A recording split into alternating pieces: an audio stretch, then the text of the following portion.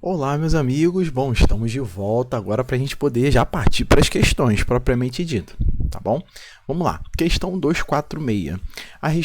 A respeito dos componentes funcionais, de computadores e do sistema operacional Linux, julgue o item a seguir.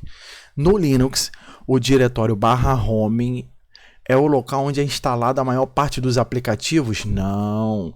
Na verdade, o /home é o local onde ficam armazenados os dados dos usuários. Ali, que dados são esses? É a área propriamente dita do usuário. Temos ali a famosa área de trabalho, ou desktop, perdão. Deixa eu apagar aqui, desktop. É aqui que fica o desktop, ou o que a gente chama de área de trabalho propriamente dito. Desktop. Temos a pasta documentos, por exemplo, pasta downloads, assim como no Windows também, né? Download. E assim, música, imagem. Então a questão ela já está errada já de cara. Mas vamos ler. No Linux, o diretório home é o local onde é instalada a maior parte dos aplicativos e das bibliotecas do sistema operacional, enquanto no diretório /usr são armazenados os arquivos dos usuários. Na verdade, aqui a questão ela trocou, né, os conceitos. O USR, na verdade, é onde são armazenados os programas, ou o que a gente chama dos aplicativos dos usuários do quê? Do sistema, certo? Mas e as bibliotecas? Bom, as bibliotecas aqui é até passível um pouco de discussão, porque as bibliotecas em específicos, né?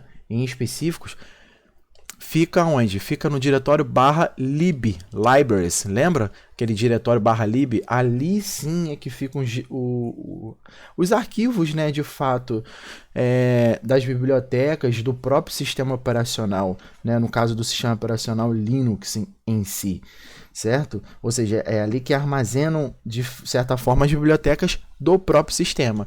Porém, em alguns casos, é possível sim, né, de acordo com as versões dos sistemas operacionais Linux, que da mesma maneira que a gente acessa e a gente tem acesso aos arquivos dos programas e dos aplicativos do usuário do sistema, pode ser que tenha, sim, algumas bibliotecas específicas para esses programas instalados no mesmo diretório. Mas é passível ali de discussão. Mas, enfim, aqui a banca ela trocou os conceitos, né, de certa forma. Os aplicativos, a gente sabe que é no /usr, por exemplo. No /home são ali armazenados os arquivos dos usuários. Correto? Então, de qualquer forma, questão 246 errada. Questão 247. Perdão. Vamos lá.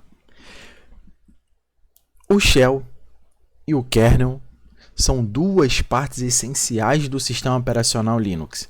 O primeiro serve para interpretar os comandos do usuário, correto? E o segundo para controlar os dispositivos do computador, corretíssimo. Olha, de fato, o shell serve, como vimos, né? O shell serve para, de certa forma, sim, interpretar os comandos dos usuários. Lembra que a gente tinha as interfaces? As interfaces, como a gente viu na teoria direcionada, nós temos duas. Nós temos a interface modo texto, que é o que a gente chama de CLI, certo? E nós temos a interface modo gráfico, que é o que a gente chama de GUI, interface gráfica do usuário, correto? E, de certa forma, no modo texto, aqui a gente tem a utilização do shell. O shell é aquele interpretador, né, daquela tela preta ali, quando você digita algum comando específico, é o próprio shell que vai interpretar aquele comando e permitir que o usuário execute de fato aquele comando, o objetivo daquele comando, o resultado daquele comando. E o kernel vimos que o Linux, ele, por exemplo, ele é um sistema operacional do tipo monolítico. Então, quando a CESP quer falar que ela controla os dispositivos, lembra que, de certa forma, aqui você tinha o programa. Lembra que a gente tinha um programa E esse programa fazia, vamos supor, uma funcionalidade, a gente deu até o exemplo do imprimir. Vamos supor que ele queria utilizar essa funcionalidade de imprimir. Então, ele vai fazer uma chamada de sistema,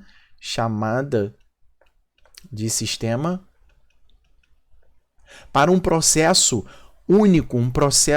único, no sentido de que vou fazer essa chamada de processo para solicitar a alguém, de certa forma, fazer com que eu consiga me conectar ou, de certa forma, controlar um determinado dispositivo de hardware.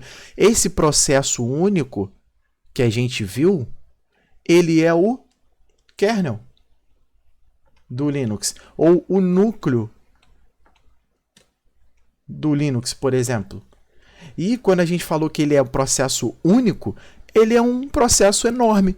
Ele, de fato, é um único, porque a chamada do sistema ela vai ser encaminhada para quem? Para esse tal do kernel, ou núcleo do sistema. Agora, dentro dele, a gente viu que, de certa forma, existiam vários outros processos que eram interligados entre si, capazes de fazer com que essa chamada de sistema percorresse por dentro dos outros processos a ponto de quê? A ponto de chegar até o hardware. A ponto de chegar no hardware, que, de fato, é o dispositivo que a gente quer imprimir ou quer controlar. Essa chamada de sistema vai percorrer aqui nesses processos que são interligados entre si, porém, para o usuário, para o programa, ele é visto como um único processo que vai, de certa forma, permitir fazer com que essa chamada chegue até o hardware para controlar ele de alguma forma. E que tipo de controle? No caso da nossa funcionalidade, a nossa chamada de sistema, o nosso objetivo de controle é de impressão. Ou seja, quando chegar essa requisição aqui na impressora, ela vai fazer aquilo que o usuário comandou, ou aquilo que o usuário chamou, né, de acordo com aquela chamada de sistema. E ele vai, de certa forma, imprimir lá o documento para o usuário. Então, é assim que funciona. Então, de certa forma, o kernel ele controla assim os dispositivos do computador por meio desse um único processo enorme, esse processo único, certo? Agora, questão então 247, corretíssima. Questão 248. Há uma diversidade grande de distribuições do sistema Linux. Cada uma delas, lembra que a gente falou que existem várias distribuições, só que cada uma das distribuições ela tinha que respeitar pelo menos o kernel Linux. Ou seja, a base que é o kernel Linux, ela tinha que ser intacta. De certa forma, ela é intacta. Ela não mexe. O que mexe é a camada mais acima, que são os aplicativos. Certo? Aqui é a camada dos aplicativos ou dos programas propriamente dito. De acordo com as versões das distribuições, o kernel é o mesmo para todos, é o mesmo.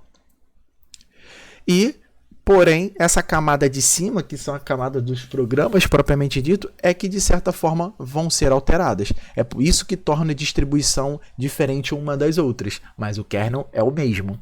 Certo? Ou seja, a estrutura de um kernel Linux ou de sistema operacional Linux, vimos a estrutura de diretórios, por exemplo, lembra? Estrutura de diretórios. A estrutura de diretórios é a mesma, a gente começa com barra, depois a gente tem o barra home, esse barra é o raiz, ou seja, o kernel Linux e o sistema operacional Linux, ele vai manter as mesmas características de estrutura de diretórios, de sistemas de arquivos, gerenciamento de boot, entre outras características, certo? A gente vai ter o barra home, barra USR, ou seja, a estrutura de diretório, por exemplo, é a mesma, certo? Então vamos lá. Há uma diversidade grande de distribuições do sistema Linux, cada uma delas com uma estrutura de diretórios e kernel diferente? Errado.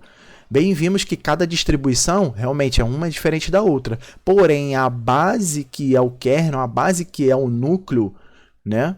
Que é o núcleo, é a mesma, ela fica intacta, né? Não é porque eu uso o Ubuntu que o kernel, de certa forma, o núcleo vai ser diferente de uma outra distribuição.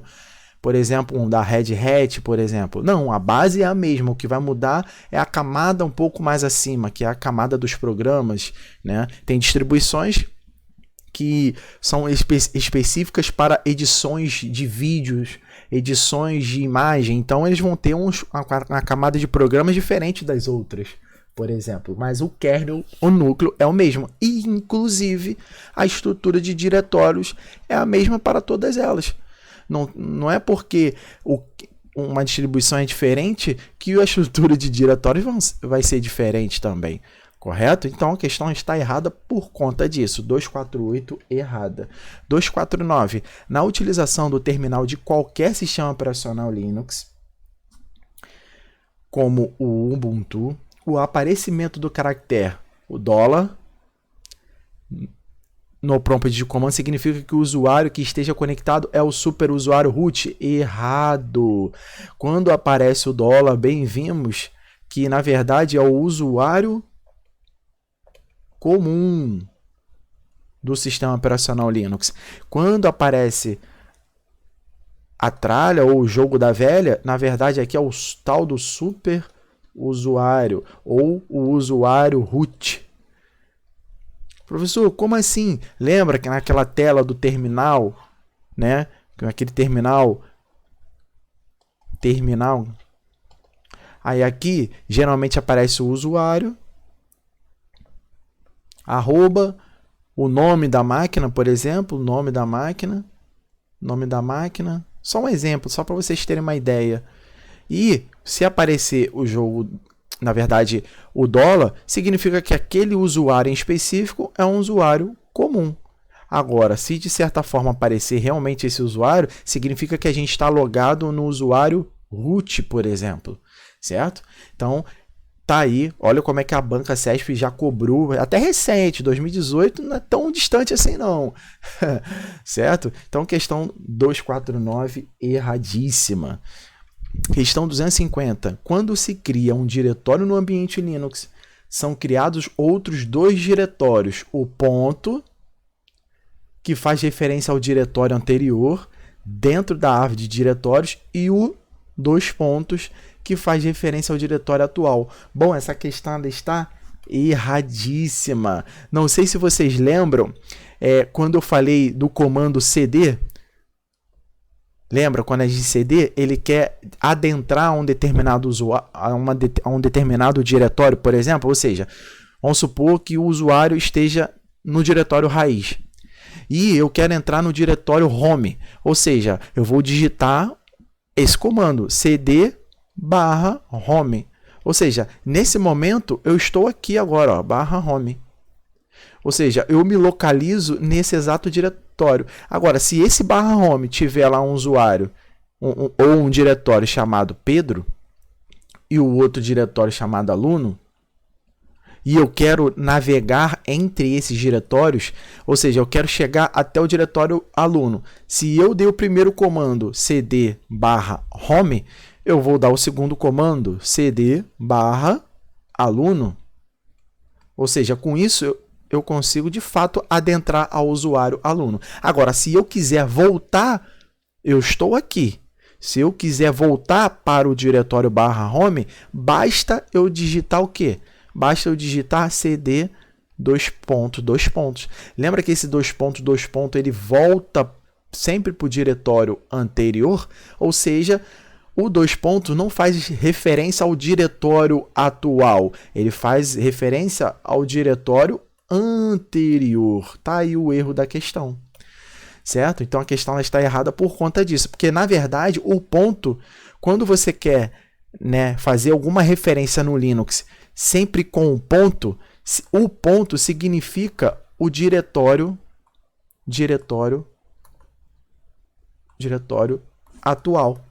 Professor, pode dar um exemplo? Sim, posso dar um exemplo. Imagina que você está aqui, ó, localizado no teu terminal, localizado no usuário ou no diretório Pedro, certo? Ou seja, você, de certa forma, quer fazer uma cópia de um arquivo que está lá no /usr/test.txt. Imagina, você está logado aqui no terminal, no diretório /home, você está aqui, /home, /Pedro. Imagina que você, estando aqui, você quer ir lá no tal do barra, né? Vamos aqui, ó, no /usr, /teste, copiar esse arquivo .txt para onde? Para dentro do Pedro, por exemplo. Como que eu faço isso? Bom, eu vou digitar um simples comando, cp, ou seja, copy, eu quero copiar, qual arquivo? Qual a origem? Lembra? A sintaxe desse comando? Origem. A origem é /usr, /teste.txt. Ou seja, a minha origem, que é esse arquivo, ou seja, eu quero copiar esse arquivo para qual diretório? Opa, se eu já estou no diretório Pedro, então eu faço um ponto. Ou seja, para o Linux, quando ele for executar essa linha de comando, ele vai entender, opa, o usuário quer copiar. Qual arquivo? Teste.txt que está dentro de USR. Para onde? Qual o destino? O destino é o ponto. Quando eu digito ponto, ele já vai auto-entender, vai se de certa forma, compreender de que você quer copiar essa origem para o destino. Quem é o destino? Ponto. No caso, então, é o diretório atual. E qual é o diretório atual? /home, /Pedro, ou seja, ele vai fazer a cópia direto para esse diretório, sem você ter que mencionar /home aqui, /Pedro, por exemplo. Eu posso simplificar usando essa referência do ponto ou dos dois pontos, correto? Então é assim que funciona. Quando o Linux faz referência e utilização de um único ponto, na verdade ele está fazendo referência a um diretório atual. Quando ele se utiliza de dois pontos, ele faz referência ao diretório anterior, correto? Então, questão 250, completamente errada. Questão 251. No sistema operacional Linux, é possível utilizar duas extensões para nomear os arquivos, corretíssimo. Assim, nesse sistema, um arquivo poderia ser nomeado, por exemplo, como contrato_bnb.tar.gz. Corretíssima essa questão. No Linux, ele não tem esse tipo de restrições. Eu posso ter mais de uma extensão, por exemplo. Eu posso ter um arquivo chamado pedro.txt.pdf, por exemplo. Posso dar o nome que eu quiser para esse arquivo. Eu posso utilizar pedro.tar.gzip, por exemplo. Bem, vimos na teoria direcionada que o Linux é capaz de se utilizar desse recurso. Então, a questão 251 ela está correta. Questão 252. O Windows e Linux são exemplos de sistemas operacionais de núcleo monolítico, correto? E em que um único processo executa todas as principais funções, corretíssimo. Lembra quando eu desenhei toda essa visão macro de um sistema operacional Linux e que serve também para o Windows? Ou seja, quando a banca fala que é um único processo, é exatamente isso. É esse único processo onde ele é capaz de executar outras funções dentro dele. Exatamente isso que ele está querendo dizer. Então a questão ela está corretíssima. Quando a gente quer falar que um sistema é monolítico, é porque ele tem um único processo rodando e que esse único processo vai ser visível, né, de certa forma, para quem? Para os programas, para os usuários fazerem o que? Uma chamada de sistema para esse processo único executar as principais funções do sistema. Às vezes você quer imprimir um documento, às vezes você quer utilizar um recurso do hardware da placa de vídeo, por exemplo, entendeu? Então, olha como é que já a CESP ela já começa a solicitar certos tipos de assuntos em provas de carreiras policiais, uma prova de escrivão da PF, a prova mais recente que teve, certo? Então é bom a gente se atentar a essa nova tendência aí de conteúdos da banca CESP que está sendo cobrado ultimamente, certo? Então questão 252, corretíssima. Questão 253. Funcionalidades disponibilizadas no aplicativo PUT, que é aquele aplicativo de acesso remoto. Professor, só pode relembrar? Sim, imagina que eu tenho aqui um notebook, um Windows, por exemplo, e eu quero fazer um acesso remoto a um servidor que está distante. E esse servidor é Linux. Ou seja, eu posso fazer um acesso remoto por meio de um terminal, uma tela preta, por exemplo, por meio do programa put. E lá eu vou colocar o endereço do servidor, a porta do servidor e o usuário e a senha para poder entrar. Geralmente a gente utiliza o put para fazer acesso via SSH, né, que é um protocolo que me permite acessar remotamente para manipular, para controlar um determinado servidor. Geralmente é um servidor Linux, porque a gente pode acessar o servidor Linux via terminal, correto? Então vamos lá. Funcionalidade disponibilizada no aplicativo put permitem que os usuários acessem um computador com um sistema operacional Linux, perfeito, a partir de um computador com um sistema Windows. Pô, já dei até a resposta, né? Bem como permite a execução remota de comandos. Perfeito, questão 253 corretíssima. Ou seja, por meio desse programa put instalado em sistemas operacionais Windows, que a gente se utiliza do protocolo SSH, que trabalha na porta 22, que é capaz de a gente manipular, controlar um determinado servidor Linux que está distante, certo? E que a gente possa rodar alguns comandos nele. Ou seja, quando eu me conectar, eu vou ter acesso ao próprio sistema operacional. Posso logar como root ou como um usuário qualquer do sistema. Um usuário comum, por exemplo, e digitar vários comandos. Que comandos seriam esses? Bom, os comandos cp, né, cd, ifconfig, remover um arquivo rm ou criar um arquivo mkdir, enfim, uma infinidade de comandos que eu posso executar remotamente, certo? Então a questão está querendo tratar a respeito desse assunto. Então, questão 253, corretíssima. Questão 254. As rotinas de inicialização Grub e Lilo, já vimos que são aqueles gerenciadores de boot, ou seja, a banca aqui ela já está mencionando que esse gerenciador de boot são as rotinas de inicialização. Então é importante você anotar no seu caderno qual a outra nomenclatura que a CESP pode também trazer nas suas provas, certo? Então vamos lá. Utilizadas em distribuições Linux, perfeito, podem ser acessados por uma interface de linha de comando, corretíssimo, né? Bem vimos que o Lilo, por exemplo, a gente acessa basicão ali pela linha de comando. E o Grub a gente acessa por uma interface um pouco mais gráfica ali, mais amigável. Porém, é possível também a gente manipular o Grub por meio de linha de comando. Então a questão está corretíssima. Questão 255, vamos lá. Em seu diretório home no Linux, ou seja, vamos lá, o usuário Simão tem os seguintes arquivos e subdiretórios, ou seja, a gente tem aqui home, e dentro de home a gente tem um usuário Simão, correto? Então vamos lá. Em seu diretório home no Linux, Simão tem os seguintes arquivos e subdiretórios. Ele tem lá dentro dele um arquivo chamado teste.txt. Ele tem um outro diretório chamado agosto. Só que dentro, esse aqui é um diretório, enquanto que esse aqui é um arquivo. Nesse agosto, ele dentro dele tem uma tal de lista.sh, que é um arquivo de script. E ele tem também uma outra pasta, que é julho. Certo?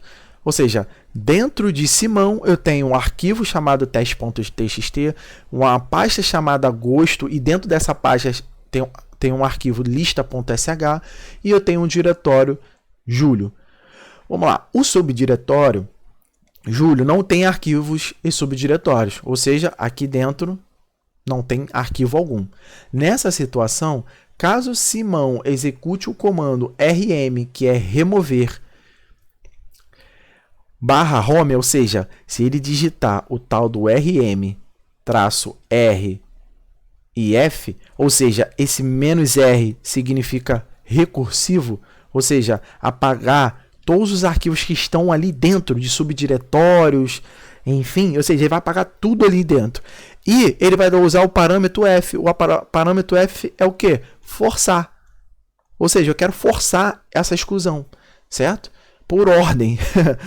Então vamos lá. Neste caso, Simão caso ele execute o comando rm-rf/home, ou seja, o /home ele vai excluir esse cara aqui. Se ele excluir esse cara aqui, tudo que tiver abaixo dele vai ser excluído, certo? Ou seja, assim que ele digitar esse comando /home a partir de temp, ou seja, a partir de um outro diretório qualquer que ele esteja, os arquivos teste e lista sh serão deletados, mas os subdiretórios dentro de /home/simão serão preservados? Erradíssima. Se eu estou dando o rm-r, que significa recursivo, ou seja, tudo que tiver aqui abaixo será excluído, ou seja, ele vai apagar o próprio usuário Simão e tudo que está dentro dele, certo? Então não vai ter nada sendo preservado. Então esse é o erro da questão, certo? Ou inclusive a pasta Simão também, né? De certa forma vai ser excluído. A pasta Júlio dentro também será excluído. Enfim, então questão 255 completamente errada, certo? Questão 256. Após verificar que o diretório /var/bu, ou seja, /var/bu no Linux está sem espaço para novos arquivos, Pedro resolveu mover todos os arquivos e subdiretórios existentes nesse diretório, ou seja, tudo que está aqui dentro, todos os arquivos que ele tem, arquivos e diretórios também, ele está querendo mover, certo?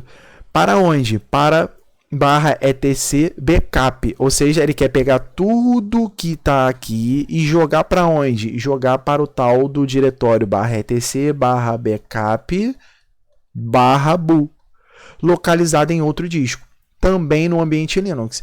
Nessa situação, a partir do diretório raiz do sistema operacional, ou seja, no caso, o usuário vai estar logado no diretório raiz, o comando correto que Pedro deve usar para executar essa tarefa, ou seja, mover daqui para dentro de bu, nesse caminho, é exatamente mv-r f/var/bu, esse parâmetro aqui, /etc /backup /bu. O que vocês acham? Bom, essa questão ela está errada. Essa questão ela está totalmente errada. Bom, tem dois erros. O primeiro, né, não se utiliza esse parâmetro quando eu quero de fato mover algum arquivo. O mover é o seguinte: mv é o comando mv, certo? A origem, o que eu quero mover? Eu quero mover a origem para o destino.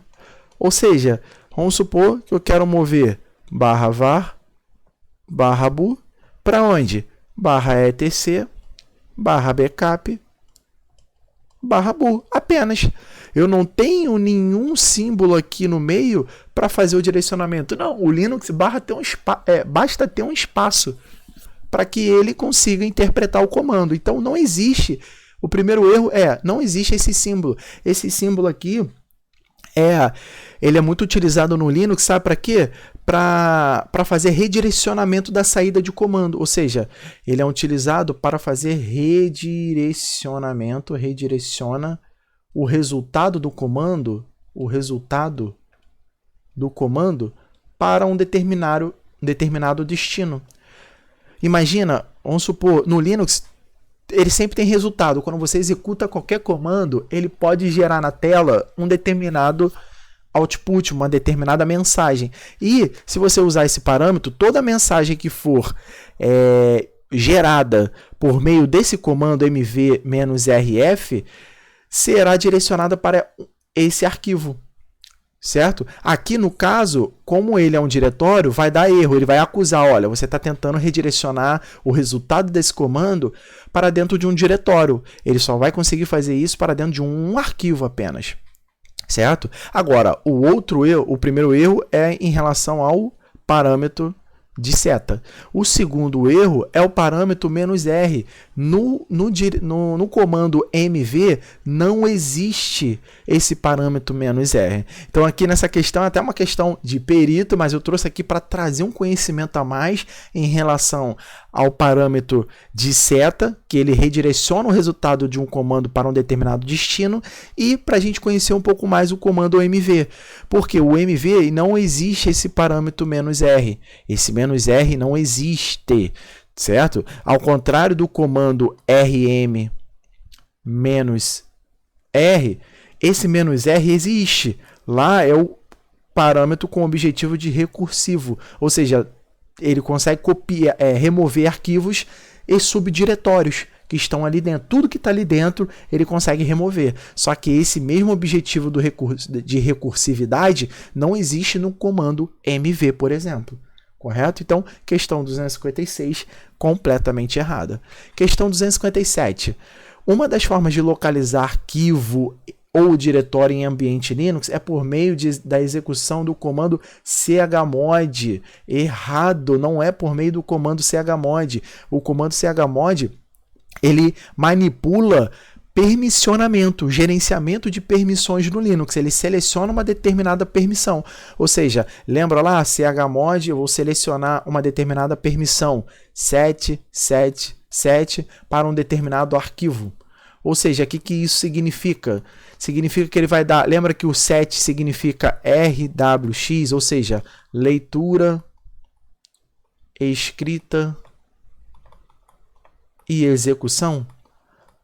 Execução.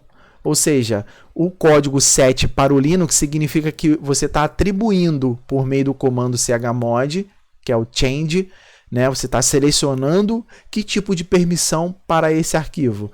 Que o dono do arquivo vai ter permissão de leitura, escrita e execução.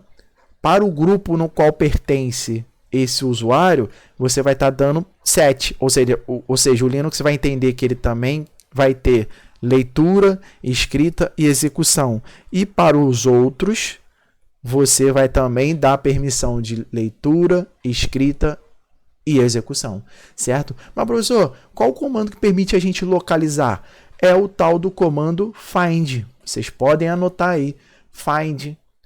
Tem outro comando chamado locate, que também localiza determinados diretórios, determinados arquivos. Então, aqui já vai mais 2 comandos aí para a gente poder anotar. Então, por isso que é importante a gente fazer bastante questões para a gente trazer conhecimentos a mais para a gente, certo? Então, questão 257, erradíssima, certo? Então, vou pausar esse vídeo para não ficar muito grande e a gente continua na próxima aula. Um forte abraço, fiquem com Deus.